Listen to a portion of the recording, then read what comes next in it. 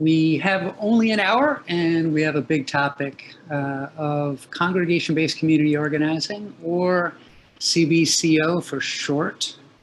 And yeah, CBCO can be a powerful strategy for eradicating poverty, dismantling racism, and building congregational vitality. And we are so blessed to have a longtime practitioner with us today, Reverend Alison Dunn-Almaguer, the senior organizer at Washington Interfaith Network. And we're putting that, her bio in the chat. So after the presentation by Reverend Dunn-Almaguer, we'll have time for questions. So write down your questions if something comes up, and we'll try to get to some of those later. My colleague, Jennifer Evans, is helping with our meeting. So if you have technical issues, you can chat directly with her. Thank you, Jennifer. And so, Alison, where are you, Alison? Let's find you. Okay. Hello. Spotlight. Hi. Hi, Alison. So yeah, thank you so very much for taking time with us today. Absolutely. We don't have tons of time, so maybe we can just jump right in. I wonder, maybe first, if you could tell us a little about yourself and how you came to be a faith-based organizer before you lead us through the why, what, and hows of community organizing. Absolutely. So thank you, Andrew. Good to see you. And thank you, everyone, for having me today. I'm really excited to be with you all. And I am right now located in the Washington, D.C. area on Piscataway land. Thank you for asking that. I'm grateful to see everyone's shining and happy face because it's really dreary out here. So my own background, as Andrew mentioned, I'm an ordained minister in the Progressive Baptist tradition, something called the Alliance of Baptists. It's a group that some people may have heard of and some people may not have. But I am originally from Texas and was raised in a pretty traditional denomination there. But my own story starts there. Grew up in a pretty working class family in Texas and Dallas. My grandparents were both tenant farmers who met at a very young age and got married at 16 and 17, had 8th grade educations, and had 6 children, because the more kids you have, the more workers and more farmers you have. And my dad, his journey and his goal was to move to the big city of Dallas. So that's where I was raised. And it was there in that city that helped form the understanding I have in good ways and challenging ways of faith and of community. So I was raised in a Southern Baptist tradition and saw a big God, but a God also that had very black and white understandings. And grew up in a school system and in a district that was incredibly diverse, having one other white child in my class when I was young, and being surrounded by people of color, people from different ethnicities and race and backgrounds and different religions. And so from a young age, had a lot of questions around faith and community and how things could be so black and white. And life could be so complex in the world that I was being raised in, and particularly in school. And there's a story that sticks out that kind of spurred my own cognitive dissonance between these two worlds, if we can say. As when I was 13, there was a young boy who was fatally killed right outside of my church. It was a gang initiation. And I remember going to my pastor and asking, what do we do? This young man was 13. I'm 13. What do we do? And the response that I received then was, we pray. Which my response as a young person was, okay, and then what? And so for me, it has been a journey of figuring out, and then what? As I, later learned the words of Abraham Heschel as when he was marching with Dr. King, is how we pray with our feet. And for me, that journey led me to study religion and philosophy, led me to Duke Divinity, to focus on critical race theory, and led me into chaplaincy in prisons and in hospitals, and trying to figure out how we make an impact and how we do the next step beyond prayer. And so that is a bit about how my journey began and progressed. And when I was spending time in nonprofits and in chaplaincy, I think the one piece that I began feeling in my own calling was the desire to create change within systems, and recognizing that I could be in places, that I could use my, ordination status, I could use my education, but realized, as many of you I'm sure know, is when you can't direct service your way out of systemic issues, and really began feeling this call to work on systemic issues and understanding how we did that. So organizing for me for the past 8 years has been an expression of my ministry and my calling, to bring together churches, mosques, synagogues, and unions to build a type of people power to be able to create systemic change, particularly within the Washington, D.C. areas where I've spent my time doing that. And so I'm really excited to be with you all today. Have great respect for Andrew and Jennifer and for your team here, and really looking forward to sharing a bit about this style of organizing and what it means for our communities and for our congregations. Great. Thank you. Thank you so much, Alison, for some background on yourself and how you got into this. And I think you should be able to share your screen if you've got, I think you mentioned some slides you might have. Absolutely. Shall I jump in? Are people still here? Yes, 40 good Yes. people are here, please. So again, my organization, just a bit about it, it's called the Washington Interfaith Network. And so we're an organization of 50 different institutions within DC, within the district. So they are churches, they are mosques, they are synagogues, unions, and nonprofits. And we do not organize individual, but we organize institutions, because institutions have a shared set of values, and they have a larger amount of people to be able to organize within. There are many groups who do organizing within individuals as well, but our particular group is within congregations.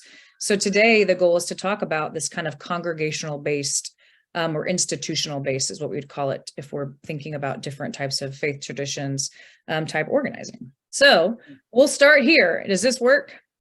Yes, sure. Okay. You can see all the crazy tabs.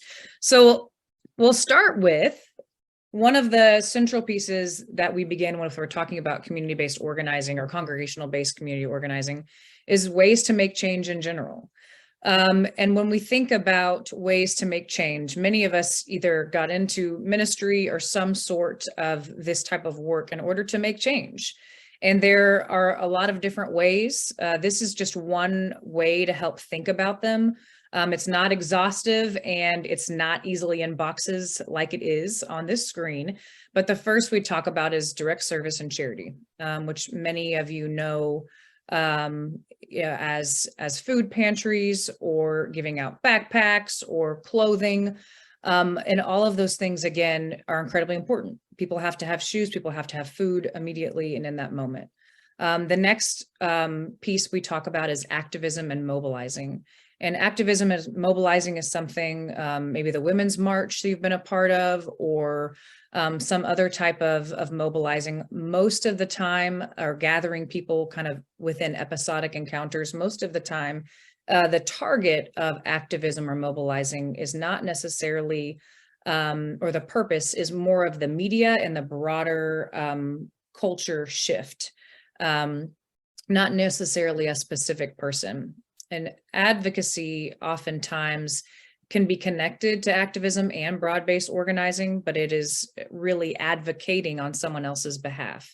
So whether it's around homelessness, whether it's around a specific prison or incarceration sentences. It can be multi things, but it is often issue-based. Advocacy is issue-based. It's focused on one issue, which is really important when you're trying to do something fast and move forward a particular issue agenda item. Sometimes there can be weaknesses on all of these, but sometimes in advocacy, it can be advocating for and speaking for rather than standing with, and that can be a challenge. The broad-based organizing, which we'll get into in a little bit, is similar and different in all of these ways. It is a way to make change, but it's rooted in its fundamental practice around building people power to be able to create change. It's slower work. It is multi-issue. And works on a lot of different issues at once, and is multiracial and multi-religious, multi-everything. That's the goal, is that it's broad, because the broader you are, the more people power you have. So I'll quickly look at this slide. Allison. Yes. Sorry to interrupt. Right under the share button, there's a little arrow. Maybe try hitting that. That makes it a little bigger. Yeah, and Okay. you can pull that notes section down at the bottom middle, just at the bottom below your big slide. There's that notes section. Mm-hmm. Yeah, just grab those 3 buttons and pull it down. You see that? Yeah. Yep. Yeah, just pull that. Thank you. There we go. Very much. Perfect. Thank you. I'm sorry. No, that's better. That's great. Okay. Okay. Is that seeable? Yeah, that looks great. Yes. Yeah. Okay. Thank you all for your patience. Okay, good. Well, really looking at this chart, the strengths of direct service and charity are the immediate impact. Sometimes the weaknesses that they do not alter power dynamics. A lot of times it's one group helping another. And one group, often the one who has either the finances or the stability of housing or whatever it is giving to the other group. That can be a weakness. The activism and mobilizing, again, it's fast and nimble. It can really cross geography. It's easier to build, relationships, for example, across like social media. You can organize quickly. Now we've seen globally and nationally, and its strengths, it can also help change public opinion and through press and social media. The weaknesses a lot of times are that people are involved episodically. There's not a lot of deep leadership development, and it's not always good at delivering kind of in your own neighborhood or in your own community, or not always place-based. It can be something in a larger geography. And again, I just want to name that these are not cut and dry. So many of these types of change models connect and bleed in and out. And then advocacy, again, it can be really helpful when people cannot speak for themselves. I think particularly around children who don't have the right, to vote or cannot speak, or people with cognitive disabilities who are unable to speak in certain ways for themselves. Same with those who are incarcerated. It is helpful to have sometimes advocates on the outside to be able to speak on behalf. But sometimes a drawback would be, again, it doesn't alter the power dynamics. And then another is it doesn't always build a depth of relationship between the person who's advocating and the group of people that need to be advocated for. And that can be a challenge. And again, sometimes it can be much quicker than organizing. So broad-based organizing, its goal is to build power over time. And its goal, its strength is the ability to make and keep public agreements for the long term. And the weakness is it takes a lot of time to build. And it is not always the answer for every type of change that's needed. So a little bit about the characteristics of a broad-based organization is, again, its purpose is this long-term power. And when I say long-term power, the ability to make and keep a deal, I think about an example of a project in DC that we've worked on for about 12 years. And the project is in a part of DC that's called Northwest DC. And it was based upon a building that was called Temple Courts. So Temple Courts was a housing project that was knocked down because of a lot of issues. So over the years, there was neglect from management. There were lead, mold, fires started happening in dumpsters, and tenants were having a really awful experience until one day they came home to, these yellow posters, these yellow flyers all over saying they had to move out within a week. Those residents were connected to some of our WIN congregations. There was a historic Catholic church, a historic Baptist church that were both rooted in the neighborhood, and tenants either attended those churches or knew of their work. They came together to the churches and said, what do we do? We've got to figure out what to do. So they organized alongside of WIN to figure out, listen to residents, what are the agreements that we need to make that we can have the right to return when this building is knocked down, and that we can be placed in basically safe areas. This started in 2006. And then when the process of rebuilding began, 2008 happened and development halted. And we were continuing to organize alongside of residents in these congregations with different areas.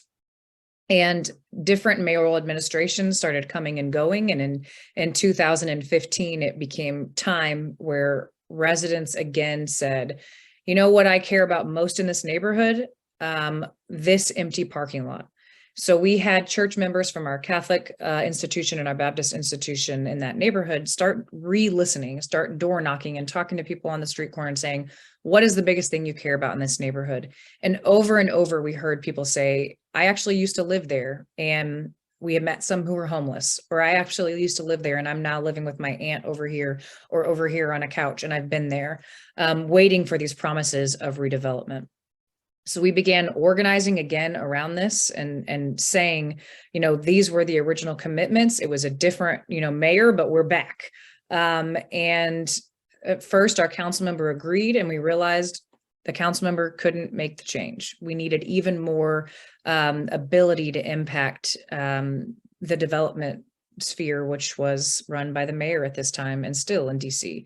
And we brought 1,000 people, a part of our congregations, all different of our congregations together before the mayoral elections. And everyone who was running for mayor agreed, yes, we will fund this project, Temple Courts, when we're elected. As you know, people love to make campaign promises, but the way you keep it is that if you can keep that power and bring those people back together. So once the mayor was elected in the district, we brought back 1,000 people again and said, hey, remember that time you met with us and you agreed to do this? Now's the time. You're in and we need you to do it.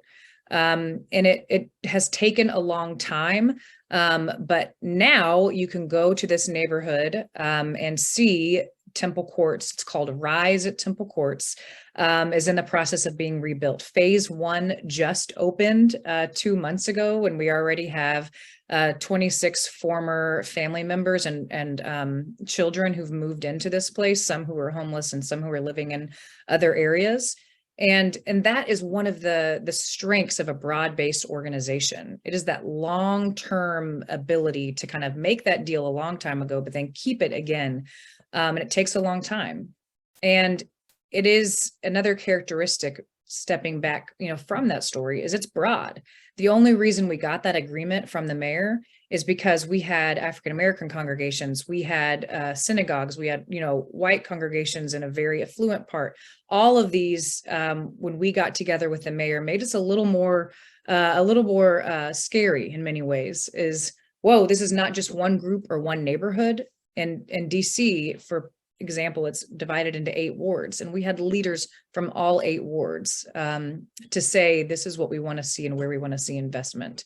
And it's explicitly multiracial, multi-faith and non-faith, multi-class, multicultural, and county and citywide, and dedicated to diversity, because the more diverse we have of a group, the more power, and also the more accountability we have and more understanding we have to different groups of people and different spaces as well. We're also explicitly nonpartisan. So we are not, I always like to say, we don't care who you are. We want to hold you accountable if you're Republican, Democrat, blue, purple, pink, whatever. So we're nonpartisan in the district. And that is an essence of this type of organizing, is that we want to hold people accountable who are elected officials and corporate officials as well. And again, our members are institutions that each have teams within them. Another piece, again, is multi-issue. So we don't work on just one issue. We work on jobs, housing, community safety, whatever comes up from the community through listening to be the priority that people want to work on. And again, financially self-sufficient. That's the goal. I always say it's the goal of a broad-based. We want to be as multi as possible, and we want to be as multi-issue as possible and financially self-sufficient as possible. So we are in many ways like unions. We have a dues base. Our congregations pay an amount of dues yearly that helps support our organizers and pay for that. We also do ally with people who are individual donors and foundations that have a very shared concept of the type of work we're doing and a shared vision. So I do want to ask, we'll go in first to the next piece, but then I guess we'll take a little break. But are people with me? If you can, I can't see anyone since I have a screen. Yes. Thanks, Rebecca. So I want to briefly talk about power. And I think that is the biggest piece that is a question, especially when I talk to faith-based communities, is you talk so much in this congregational-based organizing model about power, and I don't know if I want it. So we teach a lot about how power is the ability to act, and that we have to change how we talk about power and reteach ourselves and reteach our communities about what power is. So when we teach it, Dr. King often talked about power as a hammer. A hammer is something that you need to build a house, right? You have to have it. But it can also be used to hit somebody with or hurt somebody. And that's often how we have to rethink power is. Power is what it takes. It's a tool that it takes to build things, but it can also be, damaging or dangerous if wielded in the wrong way. So when we teach power, we look at it's made up of two elements: organized people and organized money. And so that means it's concrete and buildable. And then it also comes in two forms. We teach that there is dominant power and relational power. And dominant power is why we often have this negative association, that it's corrupt or abusive, because it's built through control or violence, and oftentimes the threat of violence. And that type of power wreaks havoc in our communities, in our nation, and in our world. It is everywhere. And that is not the type of power that we want to build. We want to create and build a very different type, which is called relational power. And it's power that is built through consent and mutual self-interest, and it's accountable to one another. Again, being that multi everything. The goal is that we are in conversation and in relationship across differences, so that the power is shared, and that the power is accountable to different people. So I want to stop there if I can, and just take a few minutes and ask, and maybe reflect for a minute first. What is in your gut when you're thinking about power? And when you think about, do I want power for myself or for my congregation or organization, what your reaction is? You can put it in the chat, or you can shout it out. So what is your gut reaction when you think about power?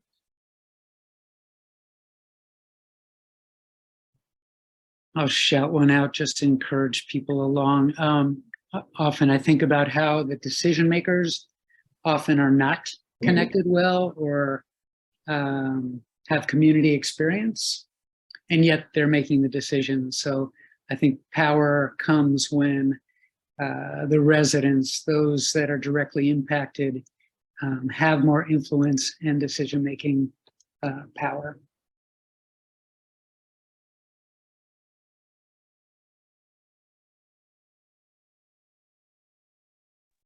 And just to say, this isn't a trap. There are no wrong answers. Everyone has different concepts and understanding of power, and the point is to reflect on it. And I think the power also comes in the form of not just reacting to issues, but developing the issues, refining them, and making them understandable to people and how it impacts different marginal communities.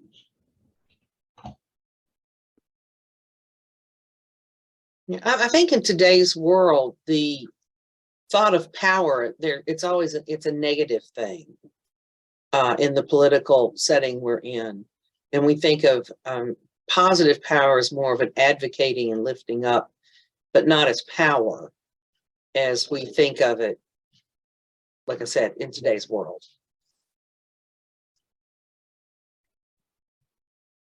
Thank you. Yes, and I see it on the notes. Influence, too rarely used for good. Sometimes the people seeking power are somewhat focused on those around them. Once they get into it, they lose it. Yep. I'm thinking with regards to power, with the ability to motivate people to action. That's the thing in trying, whether it be the congregation or nonprofits, is of trying to motivate people to participate, to buy in. That's great.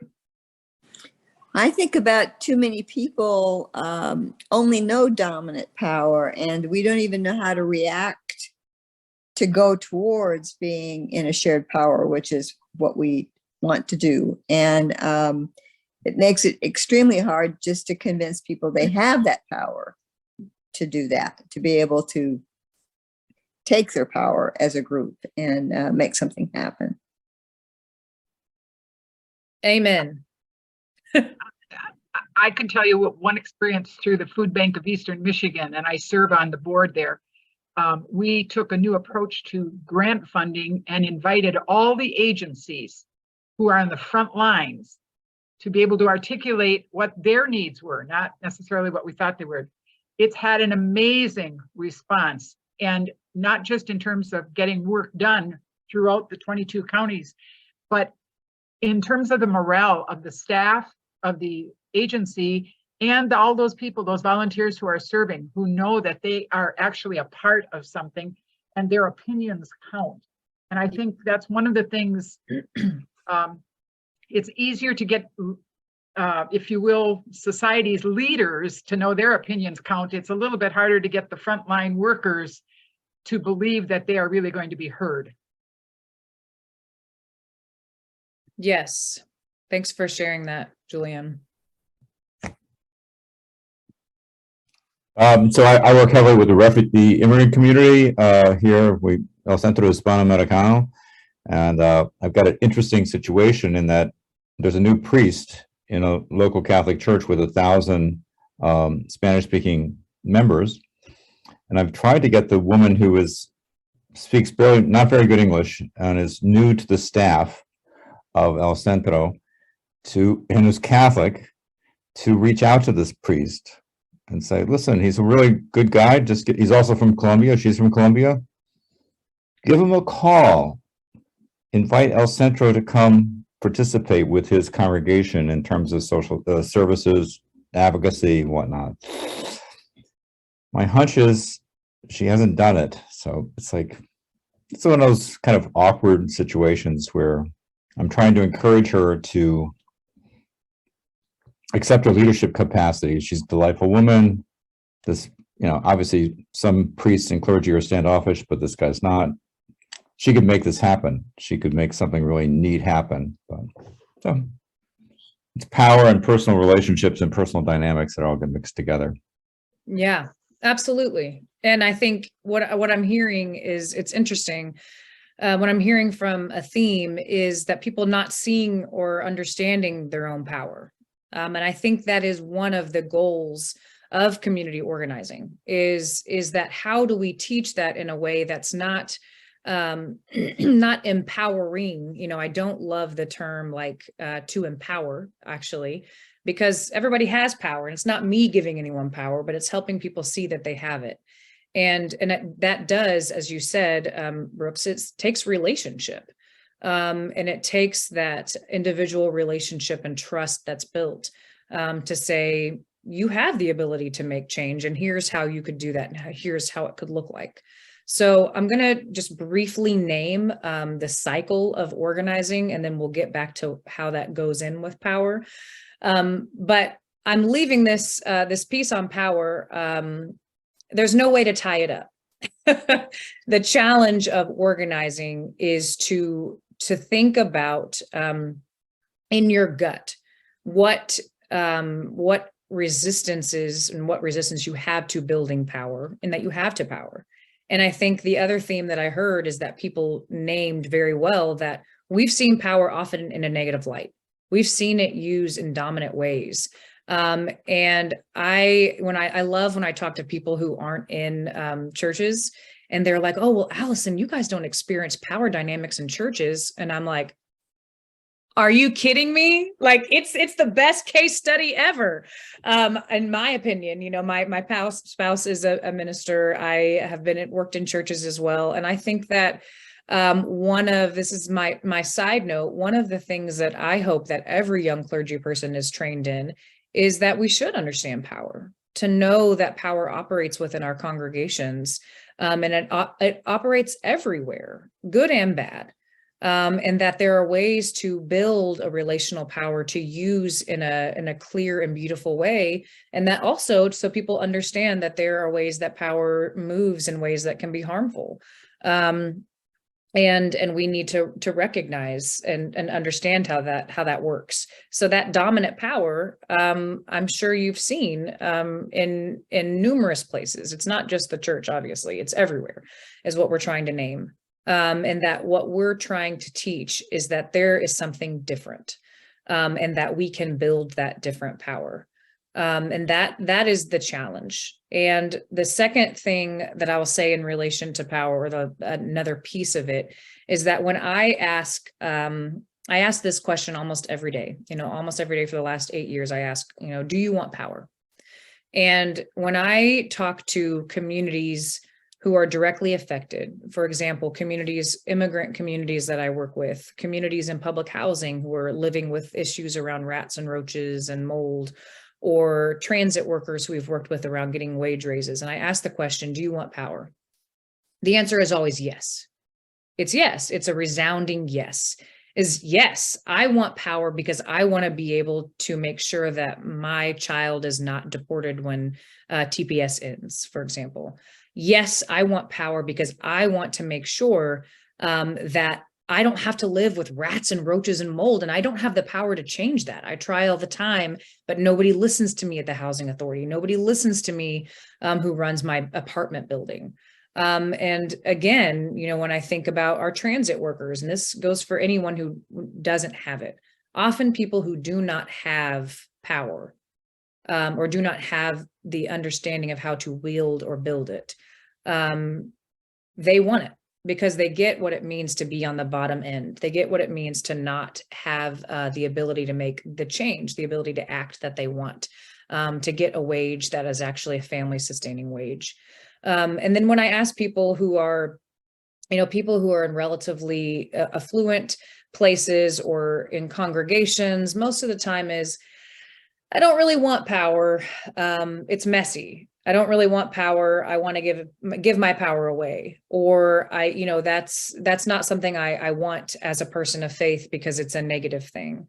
And I think that when we do not wrestle with that power, wrestle with that question and that fundamental difference, that we're doing a disservice to our congregations and to the world, is that instead of really dealing with the dominant power and the gut reactions we have, and with our people in our congregations, we dismiss it and say, oh, well, I don't really want to deal with it. It's icky. And then there are people that we want to help that really what they need is the power to be able to change a situation, the power, the ability to act. And the way I have seen power work well is through a transit campaign that we had here in Washington, D.C. And we worked with our WMATA, or our transit workers who drove trains, and also who drove the buses. There were two specific issues. One was with our bus drivers who were making an average of $20 an hour less. And the second piece is that they also were getting, there were bus drivers, and this is hard to say every time, bus drivers who literally were defecating on themselves, because if they got 3 strikes, they would lose their job. And those strikes came from being 30 seconds late on their bus route. And this was happening over and over and over. And we started hearing these stories of people who were residents and people who were working these supposedly government jobs, having awful experiences. And transit workers, again, who were being fired for pushing back against these systems. So what we began doing is organizing alongside of these transit workers. And what that means is we had our congregations and our churches starting to go into bus yards and meet workers and say, what is your experience like? This is who we are. We don't like that you're experiencing this, and we want to do something about it. And we began to build teams. We began to build these strange relationships where you'd see clergy callers and pastors and lay people hanging out in bus garages and outside of union meetings, and getting to know workers, and began to see beautiful things happen.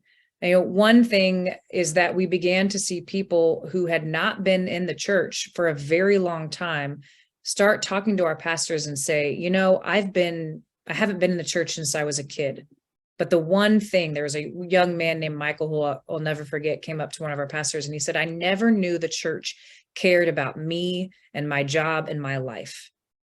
I thought it was only about my salvation. But when you came to this bus yard and you showed me that you cared about my job, and you fought with me, it made me recognize maybe people of faith aren't so bad.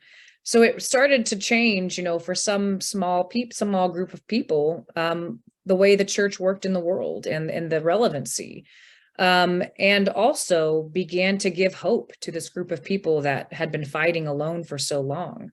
So again, when we started building this coalition of workers and our congregations began backing it up, we began going and meeting with management. And at one point when we met with management, they disagreed. They said, we're not going to raise wages. We can't do it. It was, it's too much money. Their conditions are fine.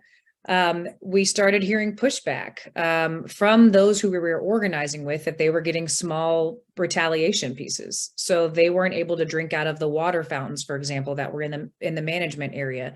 And those were the only water fountains that had been, or the water containers that had been properly filtered. And little things that may seem small, but are really big in pieces of retaliation. More than one person who'd been organizing lost their job. So we got 50 of our clergy and our faith people, and we did a march up to the management, and we began with a very simple request of, we want to meet with the management. Management was immediately like, oh my goodness, what are we going to do? And called the police, and the police came and they were like, there's a bunch of clergy at your building. Like, what do you want us to do? You're worried. And didn't understand why there was a threat. And there was a big, if you can imagine, a big glass room. And on one side is the transit facility where they redid the buses. And on the other side was the manager's office and where we were entered. So as we entered in, when we asked for the manager, as we were waiting, one of our pastors, who's a Presbyterian pastor, the former pastor of New York Avenue Presbyterian, he began to sing, "We shall not be moved." And all of our clergy began singing, "We Shall Not Be Moved." And a line of workers, of transit workers and operators lined up through the glass window on the other side and slowly just gave us nods and nods and nods. And, you know, this beauty of this solidarity erupted, that these strange friendships that were made, where people felt not alone. And our message was, when the manager came down, is we will not tolerate any retaliation for organizing, and workers have the right, and these workers are not alone, because there are 1,000 faith leaders across the District of Columbia who are watching and who are listening and are paying attention to what you do. To me, that is a beautiful example of a different type of power. It was slow, hard work. It's not easy, but it's a power that stood in the breach and said that this dominant power has been affecting people for too long, and that we're going to use our people power to say, absolutely not. You have to do something different. You have to treat workers fairly and with dignity. And fast forward 2 years later, through many different actions like that in different parts of our campaign, we were a part of a regional agreement with our Maryland partners and Virginia partners to get a $5 million investment in WMATA and in our transit systems. We're able to stop them from getting privatized out to multinational companies. So if you see the Silver Line that's there now, that just opened yesterday, if anyone's in this area, is that was not contracted out. It is part of the union, which was going to originally be contracted out. And it's small wins, and we also got a $20 hour an hour wage raise for many of our workers locally in the district. And I think that to remember, you know, that there is a type of relational power that can be built and that can shift dominant power and shift systems. And I see what Linda, you said, dominant power fights back hard and dirty. Yes. I mean, this is condensed into a 1 hour type of training. And I know many of you have probably done organizing as well, but for those of you who this is new, yes. I mean, there are so many people in public housing who've been retaliated against, in WMATA who tried to fire swaths of people, and who brought in union busters. I mean, it is messy. But I think that it is, as Tanya said, it is the good trouble that we want to get into as people of faith, and building that power strategically, I believe, is the way that we make that change. So I don't know if folks do have questions, but the last piece of this is how we build that type of relational power, and it's a tool that I want to share. So does anyone have something burning now before I jump into that?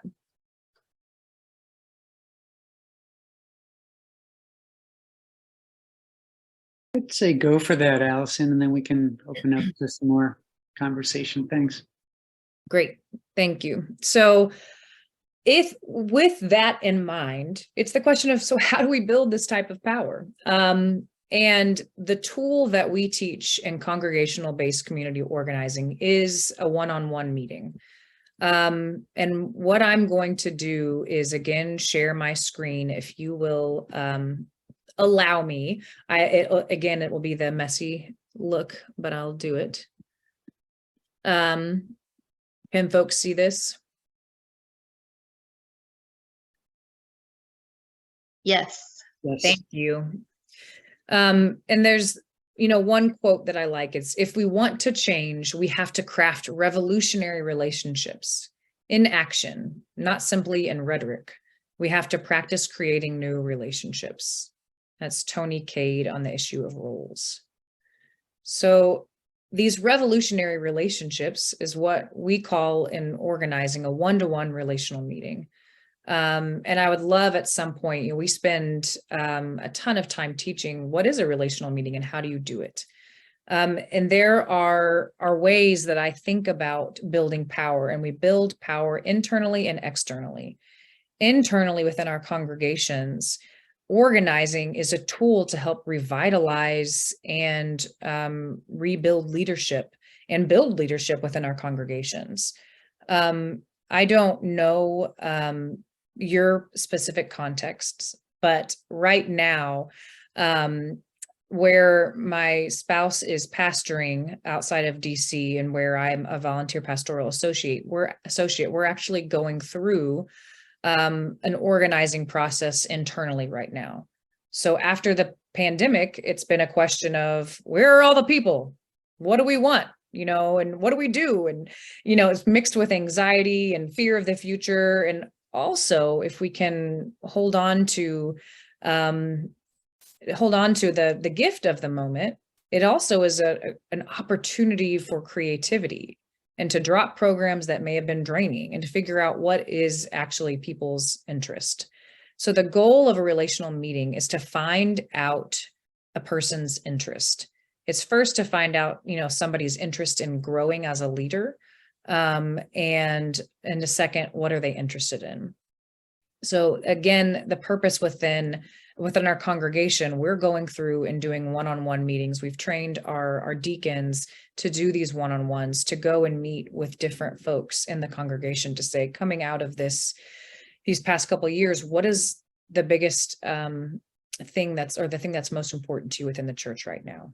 What are the things that would be most meaningful for you? What has the church meant to you during this time, and what does it mean to you right now? And Zoom, those are just examples. And our goal after doing a bunch of these one-on-ones is to bring together a group of people to say, these are some of the themes we've heard. How do we want to act on that?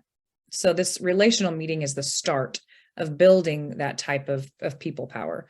So just to build a team with overlapping interests, identify, develop leaders to find energy. And it also is that building trust, as someone named, is that it takes that development of trust to get to know that person's self-interest. And it's also a sort of action to get a reaction. The question I always ask when I'm in these relational meetings, which is different often than pastoral care meetings. And that's something that pastors have to think about, how to transition or how to do something different and distinct, is that my question for you is, as a leader, how do you want to act on that? For example, I don't know if this happens, but a lot of times in congregations, people say, Pastor, I want you to go do this. Well, the question is, do you have interest? And if you have interest in this, who are 5 other people that have interest in this too, in it too? And what are you going to do about it? That's always the question that I begin to ask as an organizer, is what do you want to do about that? And to me, when somebody says, I want to act a certain way, that's a sign of somebody who wants to lead, and trying to figure out how to work with them and pair them with folks who want to build something, whether it's a young adults course or a Bible study or a neighborhood outreach, whatever it is. And the time of these meetings is very focused. It's usually 30 to 40 minutes. And again, the focus is the majority on the other person's self-interest.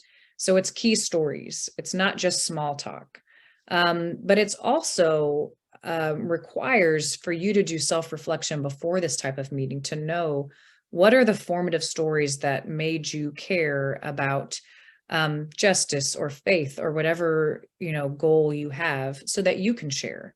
If you share, for example, your resume only in a relational meeting, somebody's going to give you their resume back. But if you share, like the story that I tried to share at the beginning, one of the reasons that I think about faith and race and all of these things together and ethnicity is because of the background that I have that pushed me to be able to make these questions. And those stories are the start of how we share and begin to ask from other people. So again, the self-interest piece is also sometimes a challenge for people, is that it feels selfish, and it's self-interest is different. Humans naturally act. We want to survive and create and relate to other people. And so that's what we're looking for, is somebody's self-interest, what they're interested in. And you all, as people of faith and ministers and organizers, people know that people have a self-interest. And when you get to that, people's body language changes. I remember meeting one time with a teacher who I asked, She was working in high school, and I asked her, so what is your passion? And she was like, what do you mean? And I was like, what makes you really come alive? And she was thought for a moment. And then her whole body changed and her eyes lit up, and she was like, children. I love children, young children. I used to run a development center, and then, that ended up closing down, and somehow I got into teaching, and now I'm working with students, and older students are great, but I love children. And the question I asked was, so why not figure out a way to work with children? You seem to really come alive with that, with younger people. And she was like, I don't really know. No one's really asked me that, and I haven't really had the space to think about it. And, small things like that of having somebody ask about someone else's self-interest. I mean, that's where the world comes alive, right? The Frederick Buechner quote. And that's the goal when you're organizing, is to figure out what is someone's self-interest. And a format of these types of meetings is there's an opening. There's always an opening that credentials this type of meeting, especially when a person of faith is doing this on the outside of their congregations. It's also important, again, to differentiate between pastoral care. But it's usually something like, my name is Allison. I'm an organizer with this group with Washington Interfaith Network, and we're doing a series of listening sessions, with our congregation members to understand what is the biggest thing they care about in their neighborhood right now. And our hope is to hear from you what you want to work on, or what's been most meaningful for you in this work. And a big thing is to say we're meeting with a bunch of people, so people don't feel singled out or nervous. In the middle of that is looking for people's underpinnings, like what is the most important to that person, their pivotal experiences, the relationships that are most important to them. And obviously this takes time. You don't always get this in one meeting. But there are ways that you can ask questions that help get to what is this person's interest, whether it's in community or justice work. And then there's an ending, and the ending is usually, who else should I meet with? Who else is interested in what you named you're interested in? And is there anything you want to act on from our conversation? And it's not, a chit chat or therapy or a guilt trip. Or interrogations, and it's not endless, it's time bound. And the goal when we're thinking about it within our congregations, I'll get there in a second, in our congregations, is oftentimes we place people because we have a role. For example, we need someone to be on the presbytery, so this person has more time on their hands, we'll choose them. Or this person volunteered. And the goal of a relational meeting is to say, volunteers are great, but how can we go and find the particular person that will be the particularly right fit? For example, in our congregation, we had someone serving as a treasurer for quite a while and working with our finances, who really didn't love finances, but somehow had kind of gotten stuck, was when we first came, gotten stuck doing this role. And after a series of kind of relational meetings, and listening to what people liked, there was a young new member who was incredibly excited and was a CFO in her job, and said, I love numbers and spreadsheets. And I was like, that's amazing. This is great. I love that you love numbers and spreadsheets. And she was like, I would love to do this role. I've been looking for a place to plug in, but I didn't know if that was an opportunity. And that's, when you find different people and hear their, what makes them come alive, you can ask them specifically, would you want to use your gifts and talents in this particular way? So that's the goal of these types of relational meetings. And so in an internal campaign in your congregation, it is the goal of listening, reflecting, and then action. So, and I know it's 1 o'clock, so do I tie this up, or what do folks feel? I think we can have consensus by people just staying on for a few minutes rather than try to poll people. So yeah, let's just keep going 5 or 7 more minutes. Quick question, Allison. What have you seen to be results of these kind of internal meetings, a series of meetings that have, yeah, how has that worked out for congregations?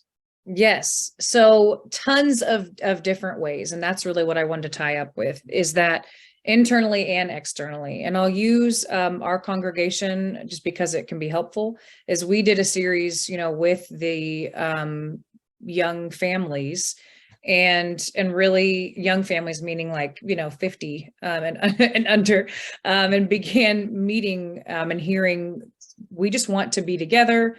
And then we also want, opportunities to be within our community and relate to our schools. So out of this listening, we began to hear, yeah, we don't come on Sunday mornings because it doesn't work for us, and we like brunch. And we were like, okay, well, we hope you'll come on Sunday mornings, but we also have an alternate time now that we meet with our families, where there's childcare. We heard the specific things that were keeping people from coming. It was the childcare, or we're sick of Zoom and we want to meet in person again. And we want to be involved in our communities. And, that's just one small example of, I think someone said, Julianne, maybe, who you were talking about listening to your grantees. I mean, that's the first step, again, of organizing. And that's why the one-on-one is the fundamental first step in community organizing, is listening to understand people's interests and desires and figuring out what they need and how we work together to create it. And so that was one thing. And from that, it was not me as their teacher, Sunday school. I teach there, we call it Sunday school, old school maybe. To teach that group. I found the two people who were most interested in planning it. And I said, okay, what do you want to do? And how do you want to plan this? And so it was the actual families leading it. And then through that, we began connecting with two of the local schools that children were connected with. And that partially led to an external campaign that our congregation ran with our local organizing affiliate in Virginia. Where we began listening and doing these one-on-ones after we had done it in our congregation with a PTA in the local school. And the local PTA started saying, we're having a ton of issues because we have a large Latino population in our school and they're not coming to the PTA. So we started asking, well, why not? Do you know? And they said, have you asked them? And they were like, well, no, because a lot of them don't speak English. And we were like, well, that could be a huge reason they're not coming to the PTA, some things that are easy and some things that are some more difficult.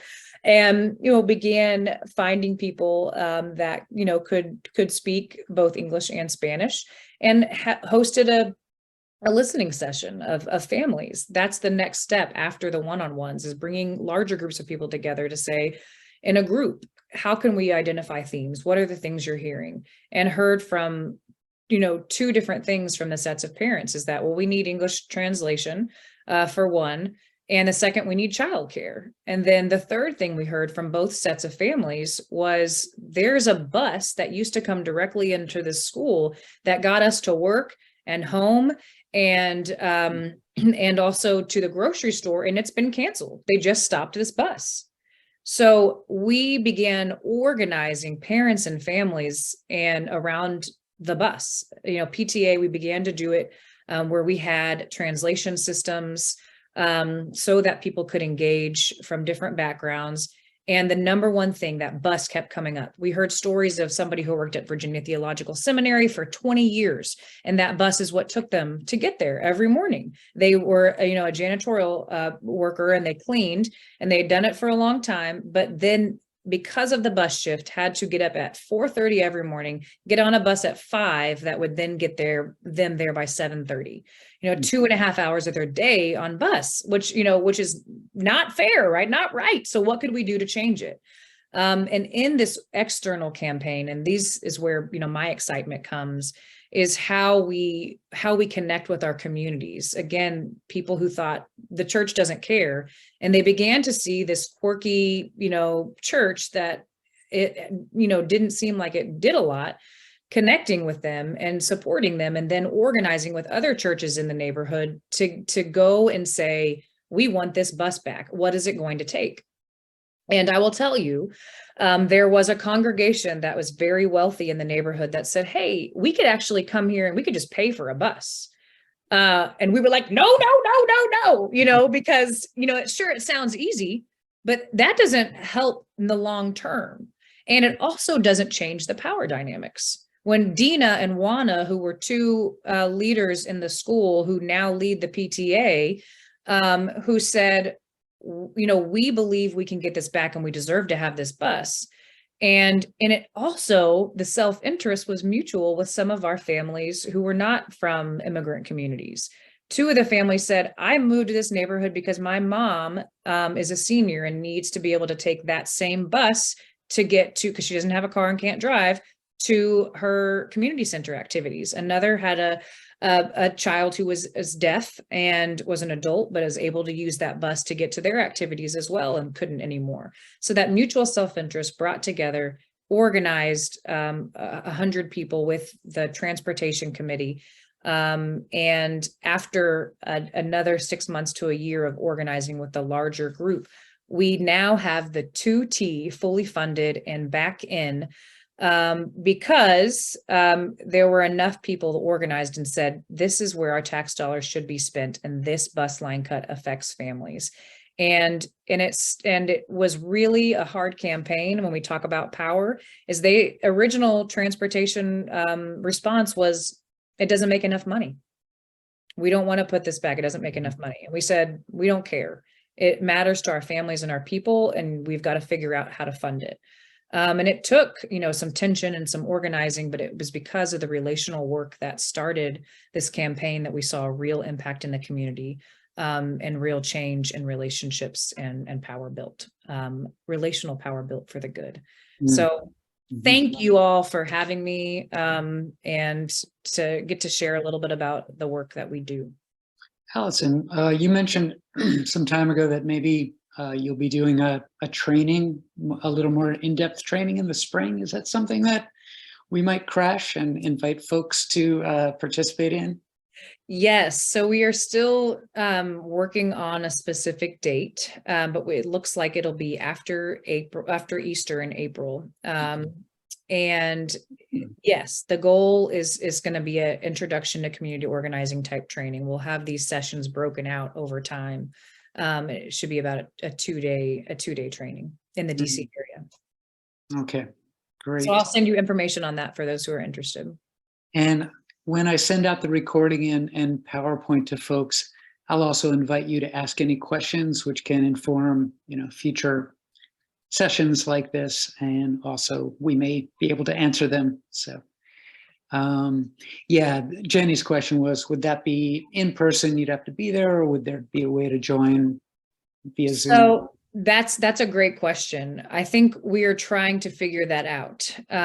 We've done Zoom trainings for the past couple of years, and the push was, after our listening, we want to do in person. So that team is trying to figure out if we're going to do hybrid or not. So I'll keep people updated. Well, thank you so much, Alison, for spending an hour plus with us. Really appreciate the powerful and moving stories, and blessings on your work and on your coalition. Yeah. Thank you all. Thank you for your partnership and your support. And I am grateful to have been a part of this today, and grateful to be invited. Thanks to everyone that joined us today. We'll follow up. Have a great rest of your day.